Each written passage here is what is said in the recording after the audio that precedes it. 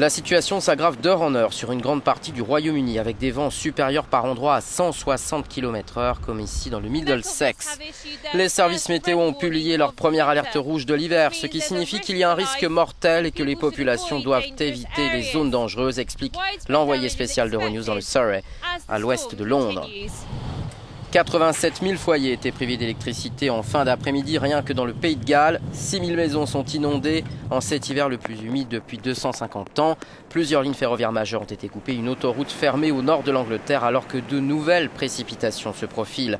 La mobilisation générale a été décrétée avec des milliers de militaires mobilisés, mais bien tardivement, le Premier ministre conservateur David Cameron est critiqué. Cette directrice d'hôtel explique ainsi que le niveau d'eau était tellement haut qu'il a fallu appeler les pompiers et organiser l'évacuation des personnes et reloger les clients dans d'autres hôtels. L'Irlande voisine connaît elle aussi une catastrophe naturelle majeure. 260 000 foyers sont privés d'électricité dans un pays qui compte 4,7 millions d'habitants. Et là aussi, les réunions d'urgence se multiplient.